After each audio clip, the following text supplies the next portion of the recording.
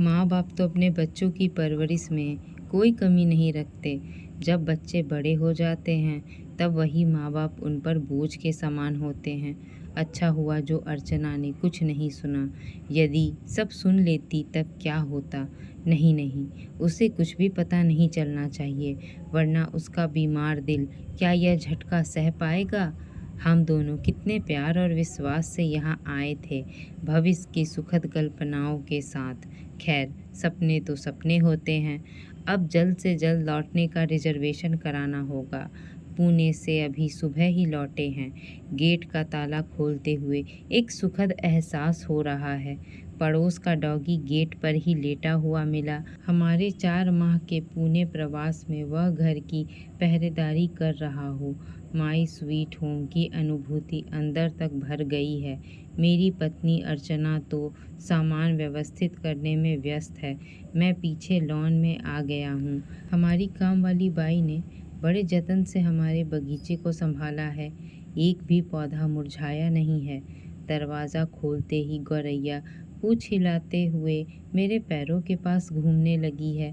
अपनी चित परिचित प्याली में दाना पानी खोज रही है। गौरैया जी, अभी तो आपको निराश ही होना पड़ेगा, क्योंकि तुम्हारी मालकिन को अभी समय ही कहाँ मिला है जो तुम्हारी प्यालियों को दाने पानी से भर सके। प्लीज़ अभी लौट जाएं, कल तक सब कुछ पहले की तरह मिलेगा तुम्हें।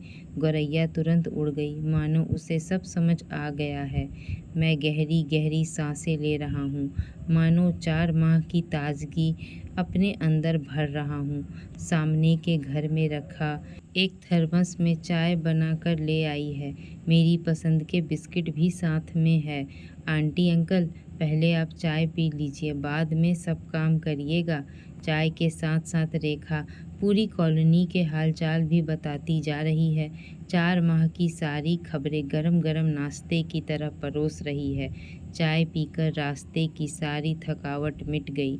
आंटी, आज आप खाना मत बनाइएगा, मैं लेकर आऊँगी। हाँ, आंसू को भेजकर आपकी मेहरी को बुलवा देती हूँ, वह आपकी सहायता करेगी। आप तब तक फ्रेश हो जाएं, मैं नाश्ता ले आती हूँ। रेखा के प्यार से अभी हम अभिभूत ही थे कि पड़ोस से लता नाश्ते एवं खाने का निमंत्रण लेकर आ गई।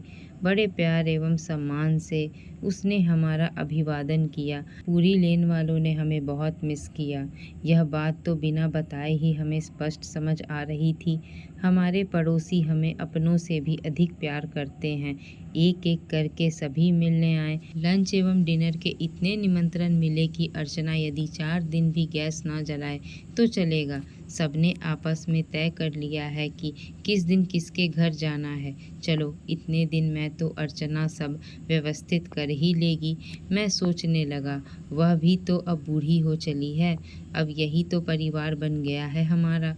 कल बाजार जाकर सब सामान लाना है। हर चीज़ नए सिरे से जोड़नी होगी। वहाँ से आते समय चिंता लगी थी, क्योंकि अब उम्र के साथ हिम्मत कम हो रही है। लेकिन यहाँ तो हमारी हिम्मत बनकर हमारे पड़ोसी खड़े मिले हैं। सबका प्यार देखकर बहुत अच्छा लग रहा है। पुणे के कल्चर से अभी हमारा शहर अछूता है। यहाँ अभी भी भाईचारा बना हुआ है, बिल्कुल मोहल्ले वाला। 4 दिन पंख लगाकर उड़ गए। अर्चना और मैं सबके प्यार में डूबे रहे। अब धरातल पर आना चाहिए। 5वें दिन अर्चना ने नाश्ता खाना बनाया। दिनचर्या नियमित हो गई। गौरैया नित दिन दाना पानी लेने आने लगी। कुछ दिन से अर्चना के चेहरे पर थकान देखकर मेरा मन व्यथित होने लगा है। जब से उसके हार्ट में प्रॉब्लम हुई है, बहुत जल्दी थक जाती है। अब उसे भी आराम की आवश्यकता है। मैं सब देख समझ रहा हूँ, परंतु उसकी सहायता कैसे करूँ यह समझ नहीं आ रहा है। मैं भी तो बूढ़ा हो रहा हूँ। पुणे कितनी आशा लेकर गए थे। कुंदन का बार बार बुलाना, पापा अब आप हमारे पास आकर रहिए। अब आप आएंगे तो मैं बड़ा घर लूँगा। इन्हीं आश्वासनों के भरोसे सोचा चलकर देखते हैं। वहाँ मन लग गया तो शेष जीवन कुंदन के पास ही गुजार देंगे। अब कहीं ना कहीं तो सेटल होना ही है। वहाँ रहेंगे तो उन्हें हमारी आदत पड़ जाएगी। हम भी अपना घर अपना शहर भूलकर बच्चों में रम जाएंगे। पर कहाँ, वहाँ भी जल्दी ही मोह भंग हो गया। कुंदन एवं अंजलि का दफ्तर चले जाना, बच्चों का स्कूल तो था ही, हम दोनों को वहाँ भी अकेला कर जाती। अर्चना का काम और भी बढ़ गया। बच्चों के जाने पर सब समेटना, नाश्ता खाना बनाना, अंजलि के लौटने से पहले रात के खाने की तैयारी करना, इस तरह 6 आदमी का काम। रात होते होते अर्चना थक कर चूर हो जाती। नौकरानी तो समय पर आती चली जाती। वह अपने से कुछ न भी कहे, पर मैं उसका सूखा चेहरा देखकर व्याकुल हो जाता। हाँ, अंजलि अर्चना के कारण काफ़ी रिलैक्स लगती। अब वह जब तब अपने काम अर्चना को सौंपने लगी। मैं सोचता, इस तरह कितने दिन चलेगा? अर्चना तो कुछ कहेगी नहीं। अगर वह काम के बोझ के कारण अधिक बीमार हो गई तब? अभी इसी उधेड़-बुन में था कि मुझे लगने लगा कि बच्चे हमसे कुछ खिंचे-खिंचे से रहने लगे हैं। पहले की सी प्रफुल्लता उनके चेहरे से गायब होने लगी है। चिक्की एवं टिक्कू भी अब पहले के तरह स्कूल से आकर दादा बाबा करके लिपटते चिपटते नहीं हैं। क्या हो गया है इन्हें? कहीं हम बोझ तो नहीं बन रहे? यद्यपि प्रत्यक्ष तो कोई कुछ नहीं कहता, परंतु कुछ बातें कहने से ज़्यादा समझ ही जाती हैं। यही मैं अनुभव कर रहा था। जल्द ही बच्चों की उदासीनता का कारण पता चल गया। एक दिन कुंदन को फ़ोन पर बात करते सुना। यार, तू ठीक कहता है, कितने दिन से हम सब इकट्ठे नहीं हुए। जब से मम्मी पापा आए हैं तब से कहाँ मिल सके। मेरा और अंजलि का मन भी बहुत करता है कि पहले की तरह घूमे फिरे, छुट्टी के दिन पीने पिलाने का प्रोग्राम बने, परंतु इनके रहते नहीं लगता कि पहले वाले दिन लौट कर आएंगे। अब तो लगता है इनका यहीं रहने का पक्का प्रोग्राम बन गया है। 4 महीने होने को आए, लेकिन अभी तक वो वापस जाने की बात भी नहीं करते। पर तू चिंता मत कर यार, कुछ न कुछ जुगाड़ करता हूँ। जल्द ही पुराने वाले दिन फिर लौट आएंगे। तुम्हारी भाभी का भी यही हाल है। बच्चे अलग शहर में रहते हैं। अजब लाचारी है। कुंदन की बातें सुनकर मैं तो स्तब्ध रह गया। अब मुझे समझ आ गया कि बच्चे इतना रूखा व्यवहार क्यों कर रहे हैं। यह हमारी उपस्थिति से ऊब गए हैं, जल्द ही हमसे छुटकारा चाहते हैं। कुंदन को ही क्यों दोष दूं? पिछली बार रंजना के यहाँ जब अमेरिका गए, वहाँ से भी क्या मधुर स्मृतियाँ लेकर लौट सकें? उसके बाद क्या वहाँ फिर जाने की हिम्मत जुटा पाएं? नहीं। अर्चना यदि यह सब सुन लेती तब क्या होता? नहीं नहीं, उसे कुछ भी पता नहीं चलना चाहिए, वरना उसका बीमार दिल यह झटका सह पाएगा। हम दोनों कितने प्यार और विश्वास से यहाँ आए थे, भविष्य की सुखद कल्पनाओं के साथ। खैर, सपने तो सपने होते हैं। अब जल्द से जल्द लौटने का रिजर्वेशन कराना होगा। अब यहाँ से मन उचट गया है। इस तरह अनिश्चित भविष्य के लिए हम कानपुर लौट आए, बिना बच्चों को यह अनुभव कराए कि हम तुमसे नाराज़ हैं। दिन बीतते जा रहे थे। अर्चना तो घर गृहस्थी के कार्यों में व्यस्त रहने लगी। इधर मेरी चिंता बढ़ती जा रही थी। अब आगे क्या? पड़ोसी लाख अच्छे हैं, उनकी भी तो सीमाएं हैं। उम्र हमें अब जवान तो बना नहीं देगी। बुढ़ापे की तरफ नित्य ही कदम बढ़ते जा रहे हैं। हम दोनों हमेशा तो साथ नहीं रह सकते। एक ना एक को तो इस दुनिया से पहले जाना होगा। तब यही प्रश्न मुझे अंदर अंदर तोड़ रहा था। अनेकों अनुत्तरित प्रश्न। एक दिन बरसों बाद मेरे बचपन के साथी मनोज का फ़ोन आया कि वह एक शादी में पत्नी सहित कानपुर आ रहा है। वह हमारे पास ही रुकना चाहता है। ये सुनकर मेरा मन प्रसन्नता से भर गया। अर्चना भी बहुत प्रसन्न हुई। हम दोनों ही उसके स्वागत की तैयारियों में लग गए। मनोज मेरे बचपन का दोस्त, मेरा लंगोटिया यार। गलियों में गिल्ली डंडा खेलना, पतंग उड़ाना, साथ साथ पढ़ना, एक दूसरे के घर में खाना खाना हमारा नित्य का काम था। अब तो बरसों हो गए उससे मिले। उसे रिटायर हुए भी कई वर्ष बीत गए हैं। उसे लेने हम दोनों स्टेशन गए। 4 दिन का उसका कानपुर प्रवास बहुत ही व्यस्त रहा।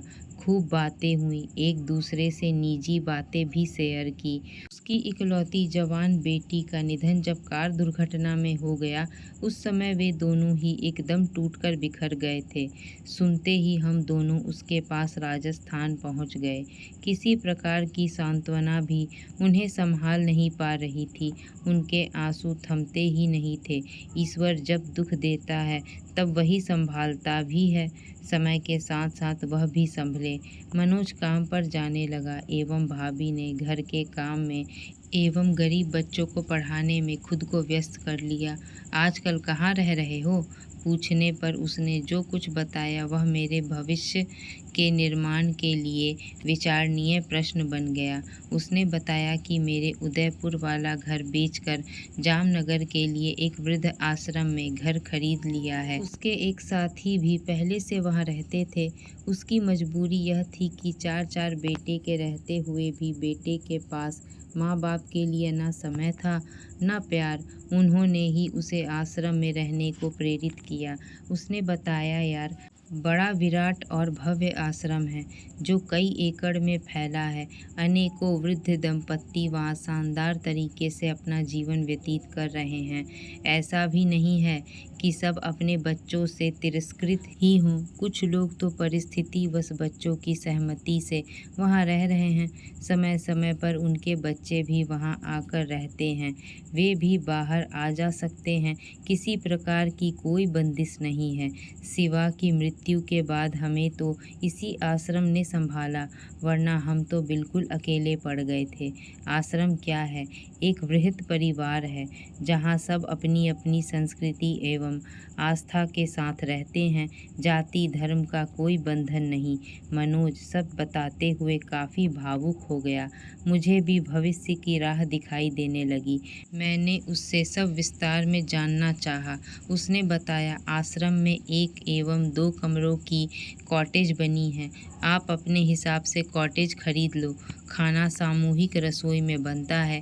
चाहो तो अपनी रसोई में बना लो या सामूहिक रसोई में खा लो। उसका दाम हर व्यक्ति के हिसाब से अलग देना होगा। यदि वहाँ की कॉटेज पसंद ना हो तो ज़मीन आश्रम से खरीद कर अपनी पसंद का घर बनवा लो। मैंने तो उदयपुर का घर बेचकर 2 कमरे बनवा लिए हैं। बचा पैसा भविष्य के लिए बैंक में डाल दिया है। पेंशन तो है ही। हम तो वहाँ बहुत प्रसन्न और सुरक्षित हैं। हाँ, एक बात है, आप दोनों के बाद आपका घर आश्रम की संपत्ति का होगा। उसका अधिकार केवल आपके जीवन काल में ही होगा। आश्रम के अपने कुछ नियम भी हैं, जैसे शाकाहार का पालन करना, सुबह शाम वहाँ की गतिविधियों में सम्मिलित होना, प्रार्थना में जाना, सत्संग में शामिल होना, योगा प्राणायाम करना। बीमार पड़ने पर वहाँ पर छोटा सा अस्पताल भी है। ज़रूरत पड़ने पर बड़े अस्पताल ले जाने की व्यवस्था भी है। मुझे तो भाई बहुत अच्छा लग रहा है। तुम जब वहाँ आओगे तब सब अपनी आँखों से स्वयं देख लेना। तुम्हारा मन प्रसन्न ना हो जाए तो कहना। मैंने मन की बात मनोज के सामने साझा करने में मुझे जरा भी संकोच नहीं हुआ। मेरे पुणे प्रवास की बातें जानकर उसने मुझे यही सलाह दी कि हम दोनों को भी वहीं आकर रहना चाहिए। इसमें बच्चों का भी कोई दोष नहीं है। आजकल की दिनचर्या ही ऐसी बन गई है कि माता पिता के लिए उनकी गृहस्थी में कम ही स्थान निकल पाता है। फिर वहाँ रहकर तुम बच्चों से अलग कहाँ हो रहे हो? जैसे वह कानपुर आते हैं, अब जामनगर आएंगे। तुम भी उनके पास जब चाहो जाकर रहो। आश्रम के द्वार सदा तुम्हारे लिए खुले हैं। फिर हम दोनों तो हैं ही। उनकी बातों से मैं काफ़ी आश्वस्त हो गया। अब बस अर्चना से बात करके भविष्य की राह निश्चित करनी थी। मेरे मन में दृढ़ निश्चय आकार लेने लगा। मनोज के जाने के बाद मैंने सब बातें अर्चना को बताई। इसी संदर्भ में मुझे पुणे में घटी घटना से भी उसे अवगत कराना पड़ा। सुनकर वह स्तब्ध रह गई, लेकिन उसने धैर्य दिखाते हुए सोचने का समय मांगा। 2 दिन बाद उसने मेरे निर्णय से सहमति जताई। मुझे लगता है कि वह खुद भी बच्चों के व्यवहार से से दुखी थी। मुझसे उसने कभी परेशानियां शेयर नहीं की। अगर एक बार बच्चों से पूछ लेते, उसने दबी आवाज़ में प्रस्ताव रखा, जिसे मैंने दृढ़ता से ठुकरा दिया। हम सब व्यवस्था करके दोनों बच्चों को सूचित भर करेंगे। मेरा निश्चय अटल है। मकान बेचने के लिए मैंने एक प्रॉपर्टी डीलर से बात कर ली। उसने जल्द ही कोई ग्राहक बताने को कहा। इस बीच हम जामनगर जाकर आश्रम की सारी व्यवस्था स्वयं देख आए। वहाँ सब बहुत ही व्यवस्थित था, बल्कि उसके बताए हुए से भी कहीं अधिक। 2 कमरों की एक कॉटेज अर्चना को पसंद आई। उसे संवारने का जिम्मा मनोज ने ले लिया। आश्रम से लौटकर राजन एवं कुंदन को फोन कर सब बातें विस्तार से बता दी। प्रतिक्रिया तो होनी ही थी, वह हुई भी। दोनों ही परेशान लगे। उन्होंने अपने निर्णय पर पुनर्विचार करने का अनुरोध किया, लेकिन मैं बार बार अतीत के कटु अनुभवों को दोहराने को तैयार नहीं था। अर्चना भी एक बार तो बच्चों के आग्रह से विचलित लगी। इस बात की क्या गारंटी थी कि भविष्य में फिर से वह सब नहीं दोहराया जाएगा।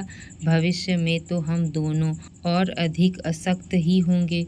अब इतना आगे बढ़कर निर्णय बदलना असंभव था। अंततः विनम्रता से बच्चों का प्रस्ताव हमने ठुकरा दिया। कानपुर को अंतिम विदा करने की हम भरे मन से तैयारी करने लगे। पड़ोसियों एवं मित्रों ने भी क्या कम प्रयत्न किए मैं अपना निर्णय बदलने के लिए। मैं अपने निर्णय पर अडिग था। अंततः भरे मन से वह सब हमें विदा देने की तैयारी में लग गए। दोस्तों, माँ बाप तो 4-5 बच्चों को एक साथ पाल लेते हैं, पर वही 4-5 बच्चे मिलकर माँ बाप को नहीं पाल पाते। उन्हें वृद्धाश्रम में इधर उधर भटकने पर मजबूर कर देते हैं। दोस्तों, हमारी कहानी कैसी लगी हमें कमेंट में ज़रूर बताएं। ऐसी ही पारिवारिक कहानियों को सुनने के लिए हमारे चैनल को सब्सक्राइब करना ना भूलें। ऐसी ही मज़ेदार कहानियों के साथ कल मिलते हैं। धन्यवाद।